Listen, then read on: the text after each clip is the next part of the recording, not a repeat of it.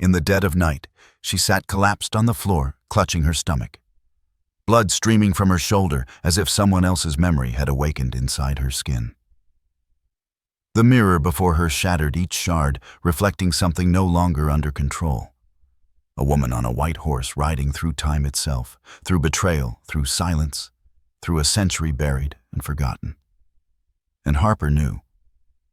This wasn't a dream. This was the moment when truth, raw, haunting, and long denied, finally came home. If you want more haunting, emotional, cinematic stories like this, don't forget to hit subscribe and stay with us for more powerful episodes coming soon. The film opens with a deep, low drone, a sound like wind pushing through centuries of stone. From the sky, a gray, endless canopy of fog floats low over the ancient Welsh countryside. The camera glides slowly above thick forests choked with moss, following a narrow road that winds like a scar through the trees. There, nestled in a clearing, the silhouette of the old castle emerges. It is not grand. It is not bright. It is wounded. Weather-beaten vine entangled a jagged spire tilts slightly as if leaning into its own grief. Broken statues of horses line the front archway. Legs snapped, eyes worn smooth by rain. A soft female voice begins over the hum of wind. They said we'd heal here. But I've come to learn, not all silence is peace. Cut to a dark SUV, crunching along gravel. Inside, Alex, mid-30s, athletic, careful with his words, is driving.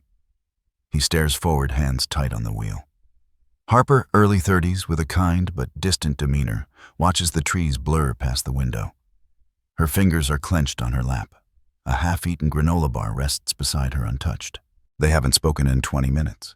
Almost there, Alex says, trying to make it sound cheerful. It doesn't land. Harper nods faintly. She glances at the GPS on his phone, then turns her gaze to the castle, growing larger through the misted windshield. Her breath briefly fogs the glass. The car pulls into a circular courtyard, tires grinding against damp stone. The castle looms above them, tall, cold, with a breathless kind of stillness. Harper steps out first. Her boots crunch the gravel. The air is dense with silence, but in it lives something, a feeling not quite presence, not quite absence. Alex opens the trunk. "Welcome home," he says, forcing a smile as he lifts out their bags. Harper doesn't answer. Her eyes are fixed on something at the edge of the property. A wooden structure sagging, swallowed by ivy and rust. She walks toward it as if drawn. It's an old stable. The closer she gets, the colder the air feels. She steps inside. Dust floats through sunbeams that pierce holes in the roof. A bird flutters out, startled. Cobwebs cling to broken beams, and there, hanging in the center of the room, is a white leather bridle, suspended from a rusted hook. It sways ever so slightly, though the air is still. She doesn't move. Her eyes stay fixed on it. Why is it swaying? She reaches up, fingertips trembling, but doesn't touch it. Her breath quickens. The strap creaks, a soft groaning sound, like a whisper. Alex calls from behind her. "You okay?" She turns, startled.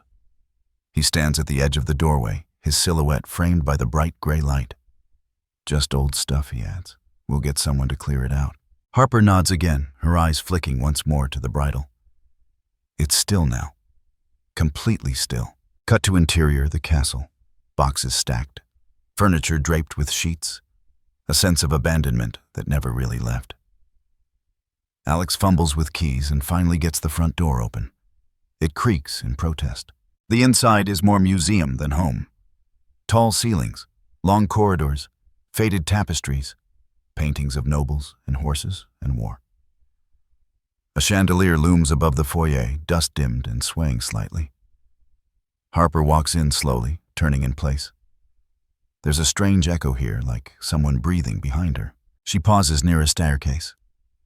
The wooden steps rise in a spiral, fading into the dark of the second floor. "Let's get the bedroom set up first," Alex says. He touches her shoulder, gentle. "You want to see the library after?" Harper looks at him. For a second, her guard lowers. "Yeah," she says softly. "Library sounds good." They carry boxes up the stairs together. The hallway at the top is long, with doors evenly spaced and light seeping through stained glass windows. Harper pauses near one of the walls. A portrait catches her eye, a man in riding attire beside a white horse. His face is serious, distant, She studies the details, the brush strokes, the shadows. There's something eerily familiar about the setting. In their room, Alex pulls off the sheet covering the bed. Dust bursts into the air. The room is large with a fireplace and a massive mirror leaning against the wall. Harper walks toward the mirror. She stands in front of it. The glass is dim. Her reflection is faint, like she's not quite there. Cut to black, later that night. The moon is high. Outside fog has returned, crawling across the grass like spilled ink. The couple lies in bed. Alex is asleep, back turned. Harper lies awake, staring at the ceiling. She looks toward the mirror. From her angle, she can just see a sliver of the hallway reflected in it. She listens. Silence. Then clack. A sound. Distant, like wood on wood. She sits up slowly. Clack, clack, clack. Her eyes widen. It's coming from upstairs, or below. It's hard to tell. It echoes wrong. She gets up barefoot and walks to the door. The hallway is dark. She reaches for the switch. Nothing. No light. Clack, clack. It's faster now. Rhythmic, like hooves. She steps into the corridor. The sound grows louder. Clack, clack, clack. She turns slowly, heart thudding, trying to pinpoint the direction. The camera shifts to POV from Harper's eyes. We pan slowly down the hallway. Door after door. Tapestries hanging stiff in the still air. Nothing. Then suddenly silence. She holds her breath. Then clack. Right above her. She looks up. The ceiling creaks. Dust falls. She backs away, bumping into the wall. A gust of cold air rushes past her. She gasps. Nothing is there. From her room, a dim light flickers. She runs back, slams the door, locks it. Turns to Alex. Alex, she whispers, urgent. Alex, did you hear? But he's already awake. Staring at her. Breathing heavily. Pale. I heard, he says. They both turn toward the mirror. The bridle is hanging from its hook. But they never brought it inside. And there in the reflection, something moves. A white shape. 4 legs. Then gone. Harper clutches her chest. Alex walks to the mirror, slowly, too slowly. Looks behind it. Nothing. He turns back, shaking. We're just tired. Harper says nothing. She just stares at her own reflection. It looks back, but something's off. A shimmer, a flicker, a feeling. The bridle in the reflection sways again, though in the real room it is still. End of section. Harper is asleep, but uneasily. Her body shifts beneath a heavy antique blanket. Her brow furrows. Her breath stutters. In the dark, a light begins to bleed through the corners of the frame, a pale, otherworldly hue, as if moonlight were passing through fogged glass. The dream doesn't announce itself. It happens. She's in the bedroom, but not. The furniture is the same, but it's lit differently, suffused in a bluish-gray glow. Shadows fall in places they shouldn't, and in the center of it, Alex lying on the bed. Eyes closed, breathing slowly. Peaceful. But someone is standing beside him. A woman, tall, composed. Her riding jacket is pearl white, tailored in the fashion of another century. Breeches and gloves, polished black boots. Her hair is red, impossibly vivid in the cold light cascading down her back in loose curls. And her face sharp-boned, dignified. Strangely familiar. The woman is not watching Alex. She's watching Harper, locked. Their eyes meet. The woman does not move. She doesn't blink. Her gaze is not threatening, but it is not kind either. It is knowing. The kind of knowing that makes Harper's skin crawl. She tries to speak. No sound. She tries to move. Her legs feel rooted to the floor. The woman tilts her head slightly. The motion is slow, mechanical, like an animal assessing danger. And then, without warning, the woman steps through the light. The room distorts briefly, as if Harper were underwater. She stumbles back, gasping, suddenly awake. Morning. Light pours in through the stained glass window, casting fractured rainbows across the floor. The fire has died out. Harper sits up breathless. Her skin is clammy with sweat, yet the air is not hot. She shivers. The room is cold. She looks toward the fireplace. No embers. Then her eyes drift toward the mirror, leaning against the opposite wall. It's fogged, completely, like a car window in winter. Except the room isn't cold enough for condensation. Her breath doesn't mist. Her skin isn't goosebumped, and yet the mirror glistens with streaks. She rises slowly, approaching the glass. Her reflection is faint, distorted by the mist. But as she reaches out, she notices something else, a faint handprint in the middle of the fog. Slender fingers. Narrow palm. Not hers. She backs away, heart pounding. Alex, she calls, half hoping he won't respond. He does from the hallway, muffled. Yeah. Harper turns, shaken. There's something wrong with the butt. When she looks back, the mirror is clear. No handprint, no fog, nothing. Just her, alone. Later that morning, she walks the upstairs corridor while Alex unpacks downstairs. The hallway feels different now. Longer, narrower. The silence is heavy, not peaceful. She stops in front of a row of portraits paintings she hadn't noticed the day before. Men and women in stiff Victorian poses, eyes oil-painted to watch forever. One by one, Harper scans their faces, vaguely curious, more unsettled than anything. And then she sees her, second from the end, the same woman from the dream. Same hair, same jaw, same high cheekbones, same white riding coat buttoned up to the throat. The painting is older than any photograph could be, oil on canvas, framed in dark wood. A brass plate reads, Rosaline de Havilland, 1871, 1897. She leans in closer. The brushwork is delicate, precise. Whoever painted this knew her well. The eyes are alive, almost too alive.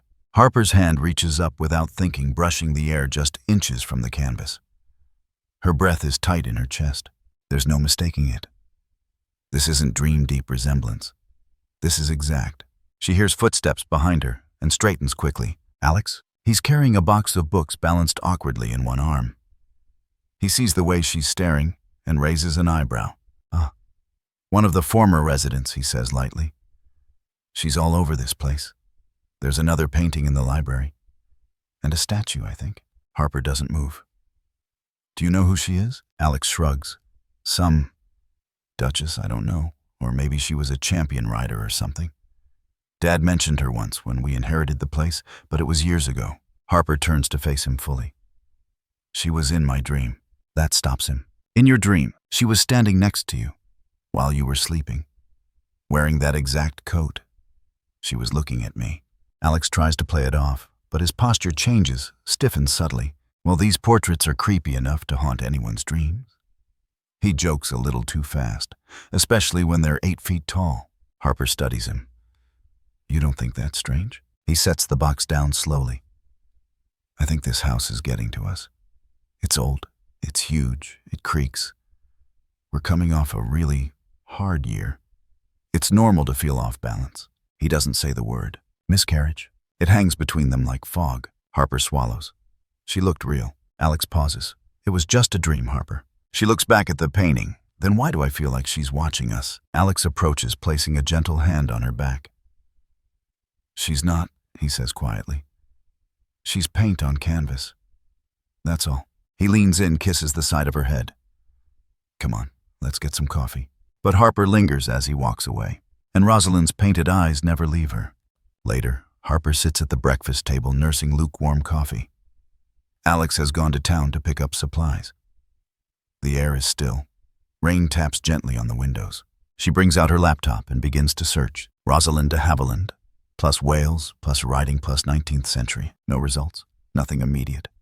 But something stirs. She types again. De Havilland Family Estate, Wales. Several entries pop up. None specific. Most reference horse training, equestrian bloodlines. Then one obscure page from a local archive site. Lady Rosaline de Havilland was the daughter of Major Edmund de Havilland, founder of the Royal Riding Regiment at Gwynedd Castle. Harper scrolls down. The article is brief. Rosaline competed in equestrian events across Europe, known for her white mare Celeste. Died in a tragic fall during a training session. Age 26. No further details. She clicks the image attached to the article. It's a photo of a faded painting, the same one hanging in the hallway. She closes the laptop, suddenly cold. The wind outside is picked up. The old window rattles in its frame. She stands and walks slowly toward the living room. She's alone, but she feels watched. The mirror. She walks to it, stands in front of it. It's clean, clear, but her reflection looks strange. Not wrong, just less her. She leans in, her lips part slightly. In the faintest shimmer, the air seems to bend behind her. She spins around. Nothing. When she turns back, the mirror has fogged again. A slow, perfect condensation spreads from the top down, like breath. This time Harper doesn't run. She reaches out and drags her finger across the fog. The mark it leaves is not hers. There's another print there, larger, older. She steps back, whispering, "Rosaline." The fog vanishes instantly, as if the mirror had never been touched. Outside, a low neighing sound echoes from the trees, far away. Impossible. Harper walks to the window, presses her hand to the glass. The landscape stretches out in cold gray. Nothing moves. And yet she could swear just at the edge of the forest, there's a pale shimmer, like the flank of a horse. Then it's gone. She exhales shakily. Behind her, the old mirror stands. And this time, it reflects nothing at all. The center was about 15 minutes outside the village, a relic of another time, just like everything else around here. The sign, once gilded, had chipped to reveal the gray beneath Gwynedd Royal Equestrian Grounds. A tall iron gate groaned as it opened. The sound was both invitation and warning. Harper sat in the passenger seat, arms folded, eyes watching the paddocks blur past. Horses stood still in the mist, almost statuesque. One far in the back lifted its head, as if sensing her. Alex was the one who'd brought it up. "You always said you wanted to learn," he'd said gently that morning. "Might be something grounding. New rhythm. Get out of the house." He didn't say get out of your head, but she heard it anyway. She agreed because he was trying. And she wanted to pretend for a moment that life could be resumed like a paused film. The instructor's name was Ruth. Late 40s, sinewy face tanned like old leather, and a quiet voice that carried authority. She greeted Harper with a nod and handed her a riding helmet without ceremony. "No need to overthink," Ruth said. The horses sense tension faster than a mirror reflects it. That word again, mirror. Harper felt it catch in her chest like a shard. The horse assigned to her was a dapple gray named Milo. Gentle eyes, nervous ears, not white but close. She hesitated. "New here?" Ruth asked as she helped tighten the girth strap. "Yes. My husband and I just moved into the old castle on the ridge." Ruth paused. "De Haviland's place?" Harper nodded. "You know it." "Of course. Everyone knows it." Ruth didn't elaborate. Harper mounted awkwardly, the saddle creaking beneath her. Her legs trembled slightly as she adjusted. Ruth gave Milo a soft command, and they began walking the outer ring of the paddock. It was quiet, eerily so.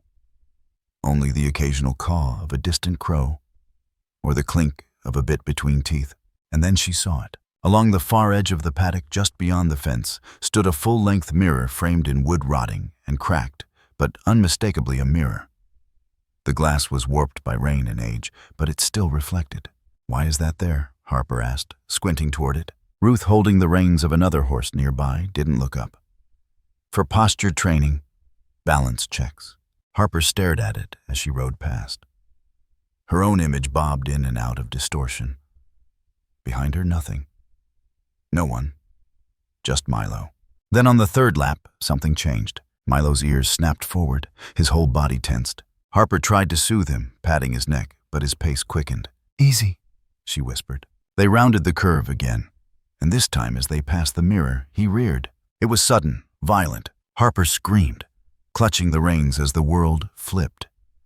Her foot slipped from the stirrup, her hip slammed against the saddle horn, and then she was airborne, crashing onto the packed dirt like a puppet with cut strings.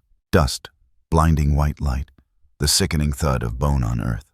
Everything spun. Then silence. She came to in the tiny tack room, a cold pack pressed to her jaw. Ruth crouched beside her, frowning. "You're lucky. You didn't fall under him." Harper tried to sit up. He saw something in the mirror. Ruth stiffened. "What do you mean?" "He was fine." Then he looked into the mirror, and something changed. Ruth said nothing for a long beat. "Then horses don't need mirrors to see ghosts." Harper's skin crawled. Is there a story about this place?" Ruth stood. "Plenty, but most of them get told to scare children." "You okay to walk?" Harper nodded, though her legs wobbled beneath her. As she limped out of the stable, she glanced back once more at the mirror. Its surface glistened, not with rain, but with fog. A single smear ran diagonally across the glass, as though a hand had dragged through it. She didn't speak. She didn't have the words. Back home, Harper ran a bath. Steam curled against the antique tiles. She eased herself in, wincing, as hot water met bruises. Her left thigh burned. Her ribs ached. She reached for a bar of soap, but her fingers stopped when she noticed her hip in the mirror opposite the tub. A dark bruise, deep purple, bloomed just below her waistline. Not where she hit the ground, not where the saddle caught her. She leaned closer. The shape was long, narrow, curved at the tip, like a whip mark. No, not possible. She stood trembling, examining her body in the mirror. Another bruise on her shoulder, also wrong. Too neat. Too specific. Not the random chaos of a fall. More like punishment. Her breath caught in her throat. She backed away, slipping on the tile, nearly falling again. She grabbed a towel, wrapped it around her shivering frame, and fled the bathroom. That night she sat in the library with a glass of wine she hadn't touched. The fire crackled. Shadows danced. She stared into the flames but saw none of them. Alex entered, pausing at the door. "You didn't tell me you fell." She turned her head slowly. "I didn't want to worry you." He walked closer. "You sure you're okay?" "No," she said plainly. That threw him off. "I don't know how to explain it," she continued, voice low. "But there's something deliberate about the things that are happening. It's not just old pipes or wind or the creaks of a castle." She set the wine down. Her hands were shaking. "It feels like something is watching, waiting. Not trying to scare me, just trying to be seen." Alex sat down across from her. "You're under a lot of stress. This place, it's a lot." "I fell, Alex. I fell, but the bruises don't match. One of them looks like a horsewhip." "What does that mean?" He looked away. "You might have imagined that. Look at me." He didn't. "Why won't you say it?" "Say what?" "That you felt it too." He finally met her eyes. And for a second there was something there. Fear. He opened his mouth, then shut it. "I think we should have someone come look at the energy in this place," she said. "A specialist. A medium. Something." Alex stood. "Don't do this again." Harper's expression froze. Again, he immediately regretted it. "I mean, like when you were grieving. You reached for things that weren't real." She stood too slow and cold. "And you buried yourself in work. In fixing things. Because that's all you know how to do." They stared at each other. The fire popped. Then Harper turned and walked away, leaving him with silence and flame. Later, alone in bed, she couldn't sleep. She lay on her side, facing the mirror across the room. Its surface was clear now, but something stirred behind her reflection. Not movement, but an impression, like a pressure building in the glass. She watched it for minutes. Then she whispered, "Why me?" The mirror stayed silent. But the horse outside didn't. Somewhere in the woods, beneath the bruised sky, it neighed. Sharp. Urgent. Like it was trying to tell her something that had been forgotten for over 100 years. Konku, the market in town, was nothing more than a scattering of stalls and tired storefronts stitched together by habit more than commerce. Harper wandered through the narrow lanes with her coat pulled tight, ignoring the drizzle that had begun to fall like mist. Everything in this place seemed to fade, buildings, people, even the light. She wasn't shopping. Not really. She was looking. For answers. For context. For someone who would admit that the strangeness wasn't just in her head. The townspeople were polite, but reserved. When she mentioned the castle, eyes shifted. Conversations thinned. A few gave her strained smiles and quickly found excuses to turn away. Then, near the edge of the marketplace, she saw a man sitting beside a cart of worn horse bridles and rusted ironwork. He was old, perhaps in his 80s, but sharp-eyed with hands that looked more like bark than flesh. A wool cap rested low on his brow. He didn't smile when she approached. He simply waited. "You work with horses?" she asked. "I worked with them," he replied. Past tense. Now I sit with memories. She looked down at the bridles. One of them had initials etched faintly into the leather, RDH. "Did you know someone named Rosaline?" she asked. The man stilled. Then very quietly he said, "You're living in her house." Harper nodded. The man looked away. "I used to manage the stables there. When I was a boy. Before the horses were taken. Before they stopped whispering." "Whispering? You never heard a horse scream, have you?" he asked suddenly sharply. "Most people think they just neigh. But when they're dying, when their rider is crushed under them, it's a scream." Harper's throat tightened. "What happened to Rosaline?" "She never left," he said. There was no drama in his tone. No exaggeration. Just simple, terrible truth. "If you're with him with Alex, you should know that woman has been waiting a long time. And some bloodlines don't wash clean." He turned back to his bridles. The conversation was over, but Harper stood frozen for a moment, her heart thudding. The cold had crept beneath her coat, inside her bones. She didn't ask him how he knew who she was. She didn't need to. The confrontation wasn't planned. It was too sharp, too hot to be rehearsed. She waited until they were both in the kitchen, late afternoon light, stretching long shadows across the slate floor. Alex was unpacking groceries. The normalcy of it only made her angrier. Who was Rosaline? He froze halfway through putting down a bag of apples. Where did that come from? Just answer me. He straightened. I told you. Some woman from the paintings. Why? I spoke to someone in the village. He said she never left the house. Alex laughed, but it was hollow. Okay. So we're doing ghost stories now? No. We're doing truths. Things I should have known before moving into a place that breathes like a tomb. Alex set the bag down hard. You want truth, fine. He walked to the sink, leaned on it. His reflection in the dark window looked tired, hollowed. Rosaline de Havilland was supposed to marry my great-great-grandfather, Thomas. He was aristocracy, legacy. She was brilliant, respected. They trained horses together. She was going to ride for Wales in a European championship. And he left her, Alex said flatly. Broke it off the night before she competed. Publicly. Humiliated her. Harper's stomach turned. She rode anyway. People said she was unstable, that she shouldn't have mounted. But she was proud.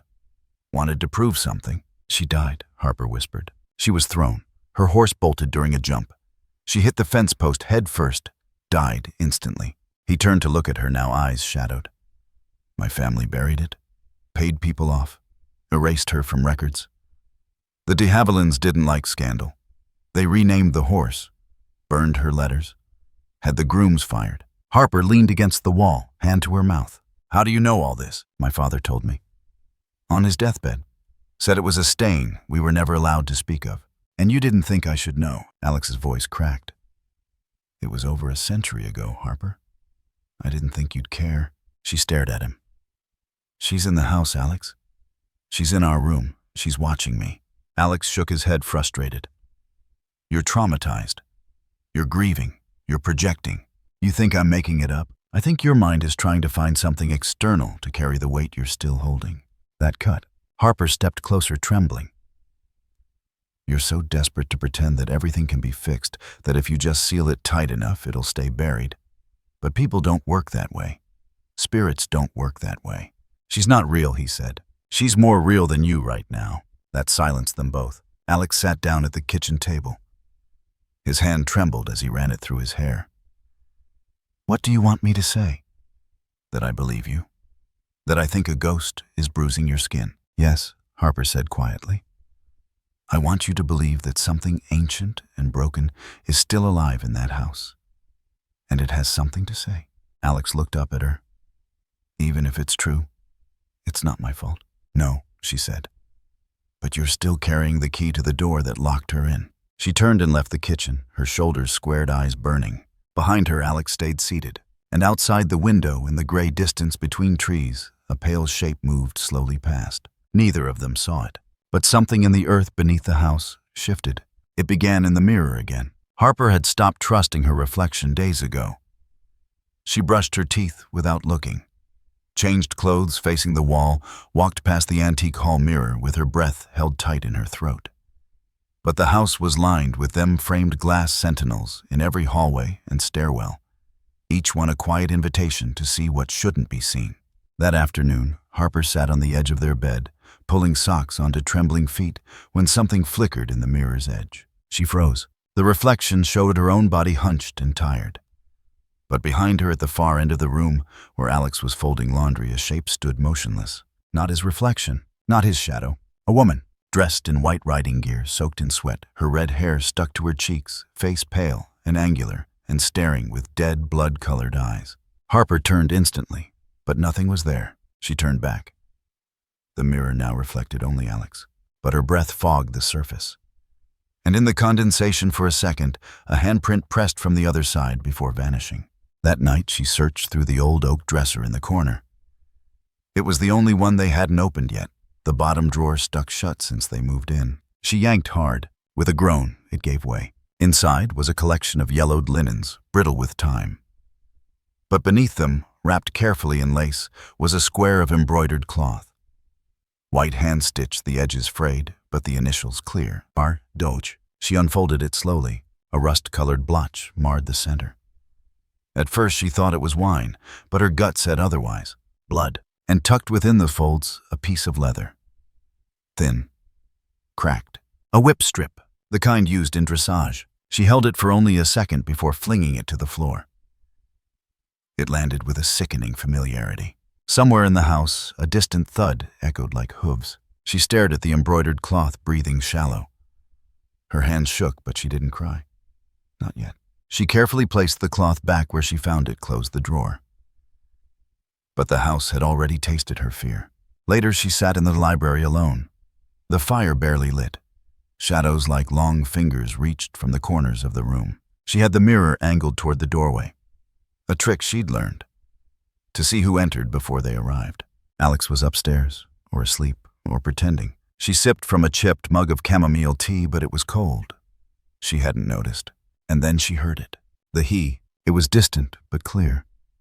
Not the shrill of a startled horse, but something deeper. Calling. Remembering. Demanding. She stood up, knocked over the mug, didn't flinch, crossed to the window. The fog had returned. Thick crawling across the grass like sea foam. But through it, just beyond the courtyard, a white horse, standing perfectly still. Its body glowed under the moonlight like bone beneath silk. Its mane fluttered in wind she couldn't feel. Its eyes were dark yet glinted with something impossibly alive, and on its back no rider. Harper stared hard in her throat. The horse tilted its head slightly toward her window. Not randomly. Deliberately. She stepped back. It reared up, suddenly, front hooves kicking toward the sky. The he it let out was sharp and furious. The windows rattled. Then just as quickly it vanished. No gallop, no retreat. It dissolved into the mist. She didn't go upstairs right away. She didn't call for Alex. Instead, she sank slowly into the velvet chair by the cold fireplace. Her knees trembled. Her hands gripped the armrests tightly, knuckles pale. Tears filled her eyes, not from fear, from recognition. Because something had shifted. Not in the house, in her. The bruises, the handprints, the whip, the mirror, the silence. This wasn't just haunting. It wasn't just vengeance or madness. It was a message, something bound to her now. Blood or time or pain. She didn't know. But she felt it. For the first time, she let the tears fall. Not with sobs, not with noise. Just silent rivulets streaming down a face that had carried too much, too long. The camera moved in slowly. Closer, closer, hands gripping the chair, veins beneath pale skin, muscles tense. She was shaking, but she didn't move. She sat there knowing. And in the mirror across the room behind her, just for one flicker of a frame, Rosaline stood again. The woman arrived just after sunrise, wrapped in a red wool coat, hair long, and streaked with silver, face carved by time but not worn down by it. She introduced herself simply. Faye. No titles. I'm here because someone needs to be heard. Harper had found her through a cryptic referral. A whisper of a website, a phone number shared in a chat room, for people who didn't believe in ghosts but couldn't explain their bruises. Faye was Tibetan by lineage, Welsh by accident, and she walked like someone who had once ridden bareback through fire. Alex refused to be present. Let me know when it's done, he'd said, and drove into town without looking back. Faye stood in the doorway of the castle's foyer and breathed in deeply. You've been ignoring the language of the house, she said without prompting. It's been screaming. And no one's been listening. Harper's throat tightened. Can you feel it too? Faye removed her gloves, revealing rings of obsidian, and worn prayer beads coiled around her wrist. I don't feel, I read.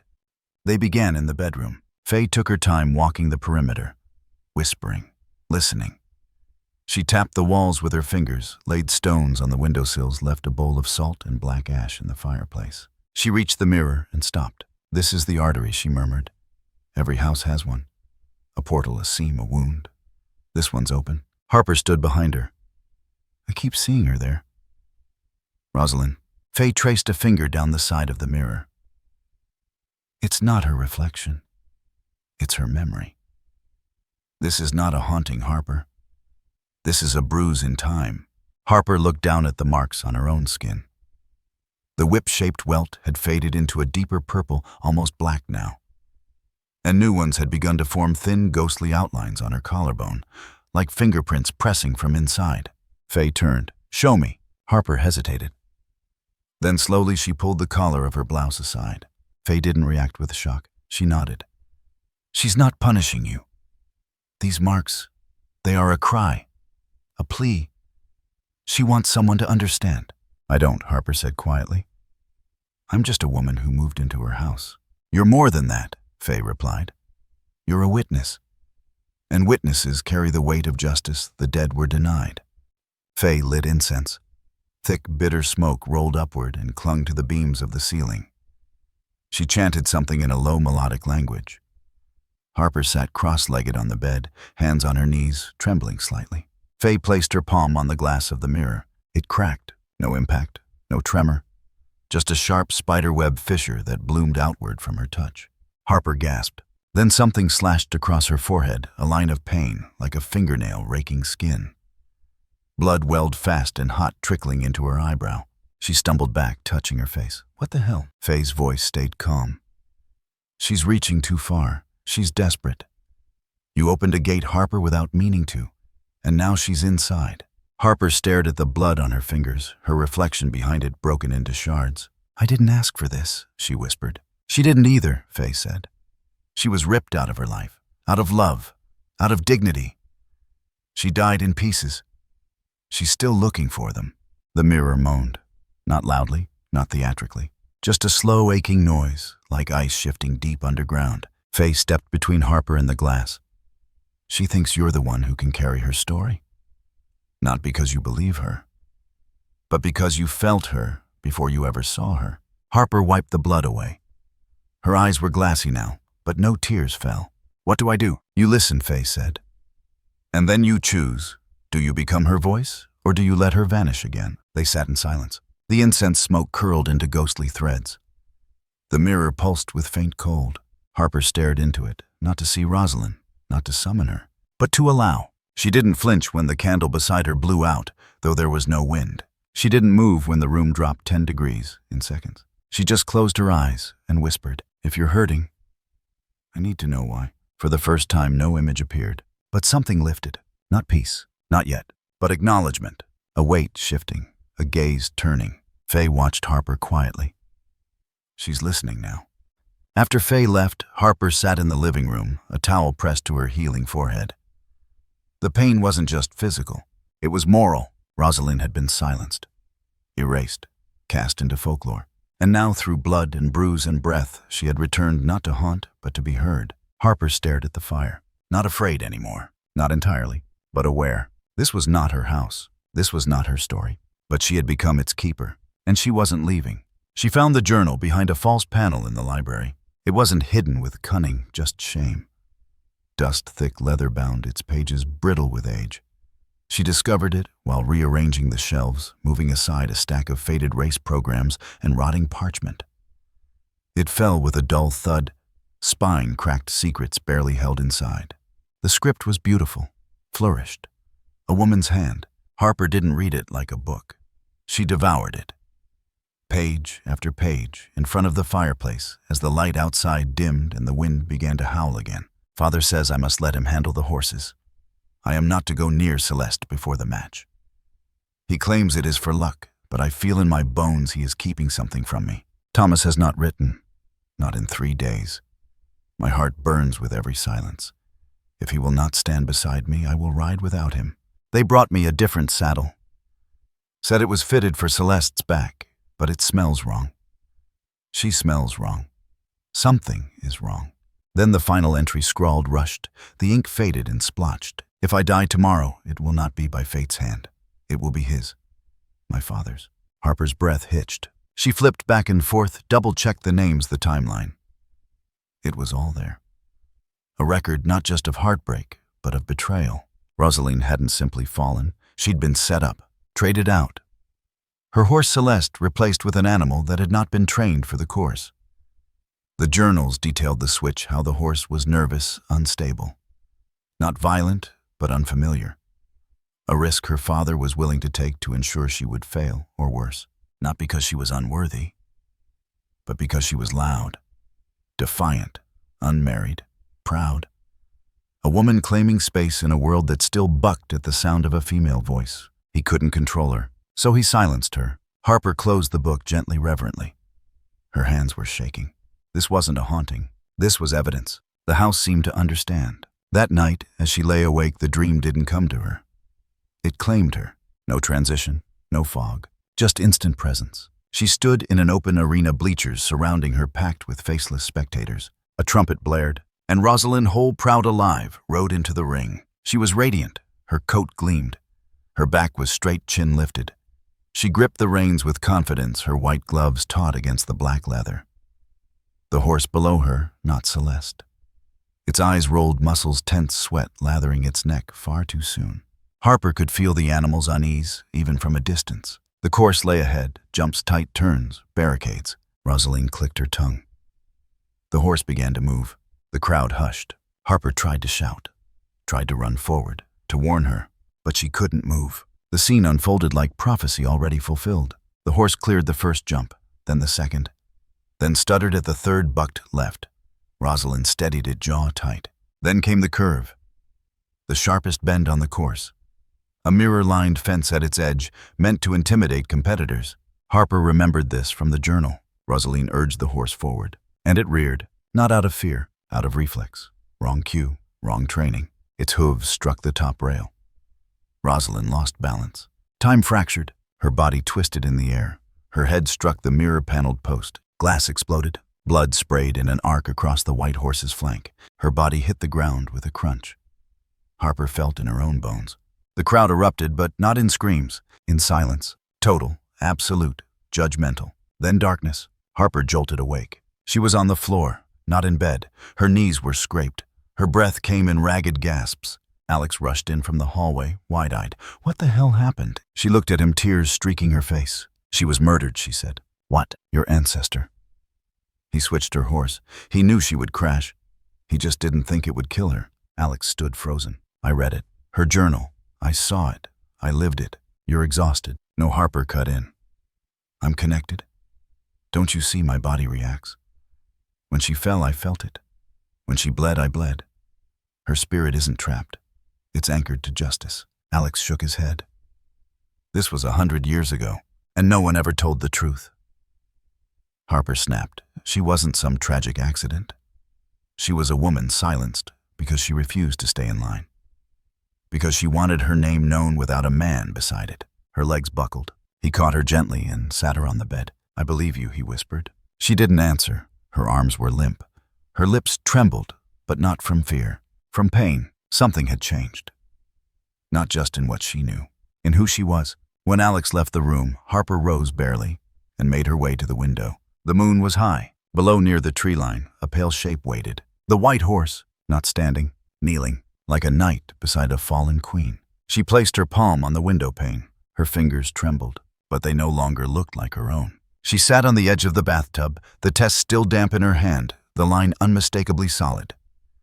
A single pink bar that split her sense of time into before and after. Harper was pregnant. The silence in the room didn't hold her. It crushed her. She didn't cry, not at first. Just stared at the small plastic truth-trembling mouth, half open, like she'd forgotten how to breathe. Then something flickered. In the mirror, she looked up. Rosaline. Not just a flash this time, not a blur in the corner. Full-bodied, smiling, hair drenched in sweat again. Eyes lit with something Harper couldn't name. And her hand was resting on Harper's stomach. Not touching, reflecting, but knowing. Harper staggered backward, her breath hitching in her chest. She dropped the test. It clattered to the tile. No, she whispered. No, not this. The image vanished, but the feeling stayed. The pressure, the presence, the implication. That evening, Harper stood in the doorway of the sitting room, arms crossed over her chest. Alex looked up from his laptop, sensing her before she spoke. I'm pregnant, she said. He froze. There was no joy in her voice, no softness. Are you sure? He asked, voice barely above a breath. She nodded. Alex stood slowly, walked toward her. That's amazing, Harper. After everything I'm not ready, she interrupted. He stopped. We'll figure it out. Together. She shook her head. That's not what I mean. He searched her face, the worry deepening. Then what do you mean? I mean... Her voice cracked. I don't know who I am anymore. I don't know what's mine and what's hers. I don't know if I'm having this child, Mercy, or she is. Alex took her by the shoulders. You're scared. I get it. This place, it's been messing with your head. We can leave. Tonight. Pack a bag, get in the car. Go somewhere warm, quiet. You can rest. Breathe. She looked at him like he was speaking from another planet. You don't get it, she whispered. I can't bring a child into the world when I don't know where I end, and she begins. His hands dropped. You think this is possession? He asked, voice tense. You think Rosaline wants your baby? She didn't answer. He stepped back, running his hands through his hair. You're talking like she's real. Like she's alive. She is, Harper said. She's more alive than I've felt in weeks. Then we need help. Medical help. Psychological. Stop. Her tone was final, cold. I'm not leaving. Not yet. I have to finish this. For her. For me. Maybe for the baby too. Alex's eyes welled. What if she takes you down with her? Harper didn't blink. Then at least I'll know it was my choice. She walked to the stable that night with a flashlight and a blanket wrapped around her shoulders. The air was sharp electric, like the moment before lightning. The door creaked open. It was darker inside than it should have been. She stood in the center of the rotted structure, surrounded by dust and echoes. The moonlight filtered through holes in the roof, casting shifting, torn patterns on the hay-strewn floor. The flashlight flickered. She didn't move. Then slowly, she lowered herself to the ground, knees in the dirt, head bowed.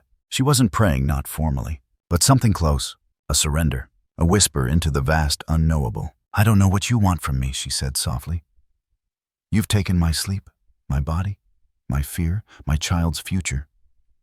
But I need to know, do you want my life or do you want your voice back? No reply, just whine through the broken boards. Harper lifted her head. The old feed bin sat untouched in the corner. On top of it, still where she left it, lay the fragment of leather whip she found weeks ago. She crawled to it, picked it up, turned it over in her hands. The edges had frayed. The leather was brittle, nearly falling apart. It had once been a tool of control. Now, it was nothing, but still it carried memory. She pressed it to her chest, and finally she wept. Not for fear, not for herself, but for a woman who had died alone. Humiliated? Erased. For the mother who never got to be, and for the one who might not get to choose. Her hands gripped the whip harder. Her stomach turned. Somewhere inside her, a war raged. Not between Rosaline and herself, but between the desire to flee and the conviction to stay. She curled into the straw and stayed there until morning. And though the night stretched long and cold, she was not alone. The air in the castle that night felt thick as water. Time moved strangely. Sounds echoed wrong. Lights dimmed without cause. It was the final night, though Harper didn't yet know what that meant. She lay in bed, sleepless, breath, shallow hand resting on her belly. Alex was gone. He had left hours earlier after one last fight, less anger than surrender. She told him she needed silent space, solitude. She didn't tell him she could feel the blood moving through her body like a tide, not her own. The mirror across the room was uncovered again. She hadn't meant to leave it that way. The moonlight caught its edge, sharp as a blade. She watched it, waited, then closed her eyes. But she wasn't asleep. She wasn't awake. She was in between. The dream came, like a breath drawn deep into the earth. She stood barefoot on stone, the walls around her gray and cracked with age. Torches flared, though no one had lit them. The wind blew from nowhere, and every creak in the castle sounded like bones shifting. Then the mirror began to glow. It stood tall, center of the hall, rippling like water under moonlight. The crack from before had widened, splintered lines etched like veins across the glass. Then a noise. Clack, clack, clack. Hooves. She turned slowly. Through the far end of the corridor, a shape emerged. A white horse, galloping at full speed. But it didn't gallop across the floor. It galloped across the mirror, inside it, racing through the reflection. On its back, Rosaline, hair wild, soaked in rain and sweat. Her face locked in a grim fury, hands white on the reins. She didn't blink. She didn't breathe. She charged forward, and the glass trembled, then shattered. Glass exploded outward in every direction. The horse and rider broke through into the room, hooves slamming the floor with the weight of vengeance and grief. Eyes ablaze with something older than death. Harper tried to run. Her legs gave out. She fell to the floor, screaming, arms wrapped protectively around her stomach. The sound that came out of her wasn't human, it was feral.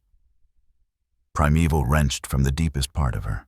Pain tore through her shoulder. The bruised mark dormant for days split open.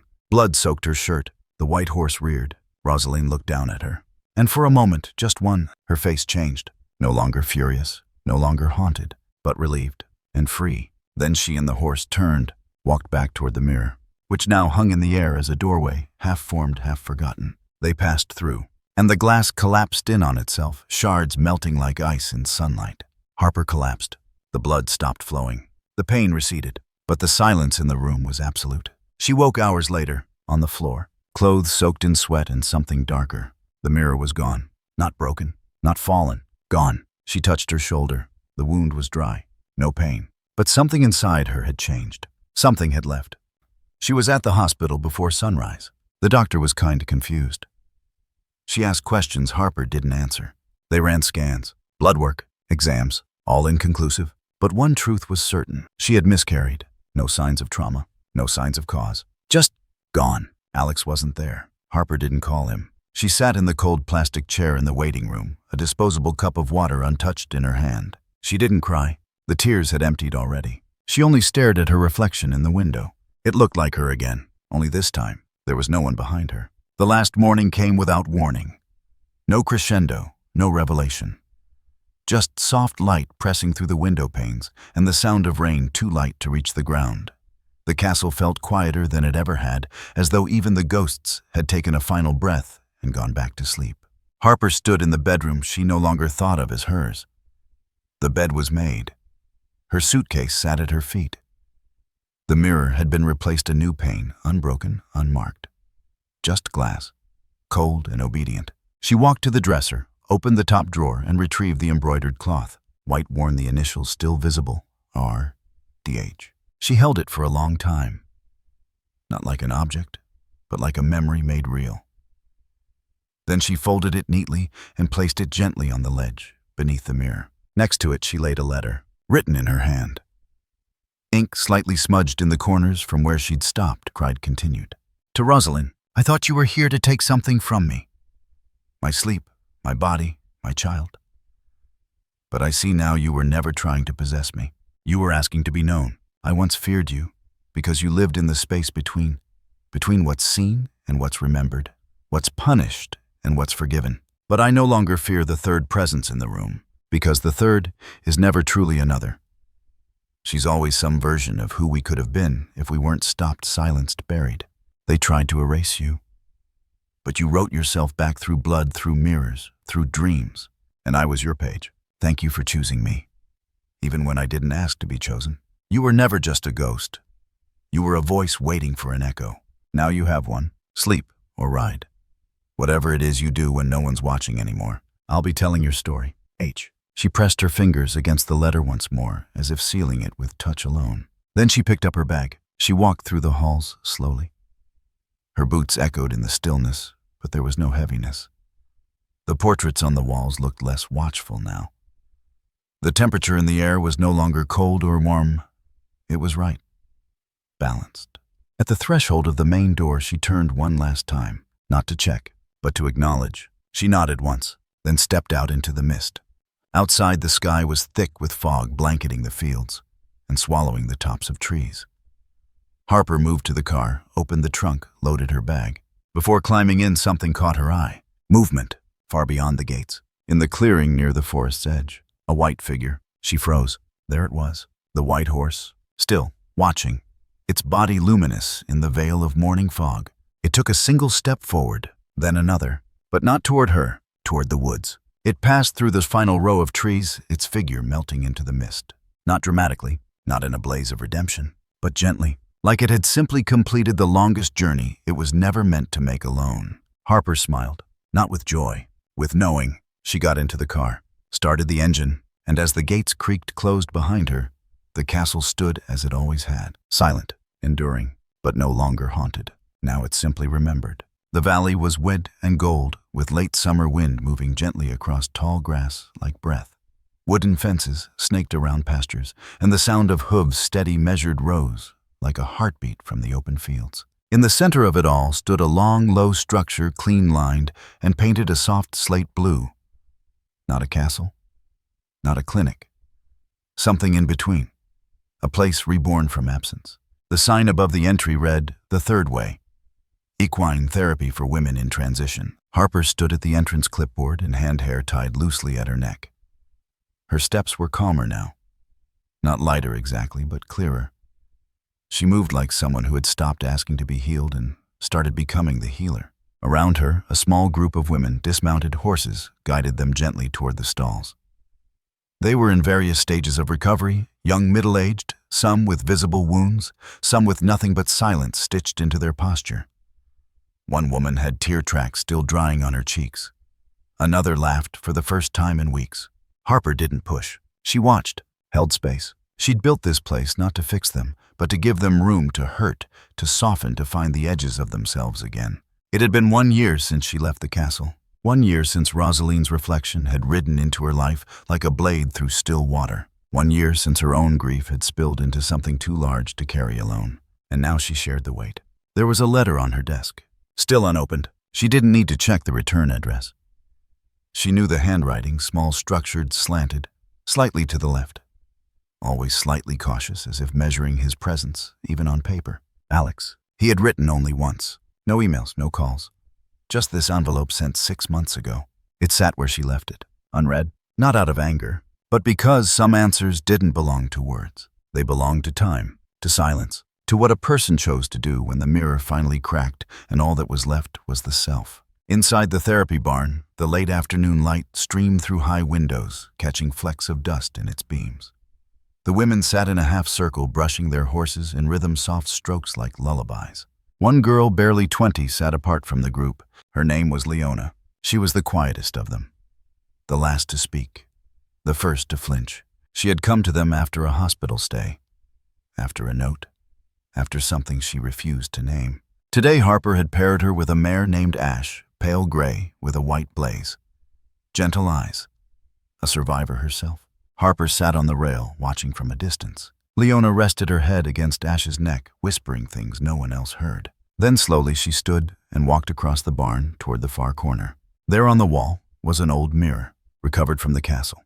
Reframed, reclaimed. It didn't hold ghosts anymore, just memory. Leona touched it bare fingers against glass, and for a moment, a brief shimmer, a pulse of white light no bigger than a coin. Gone before her breath could fog the surface. Leona stepped back, eyes wide. Then something strange happened. She smiled. Not a full one, not wide, but real. Harper watched from the rail, her heart stilling.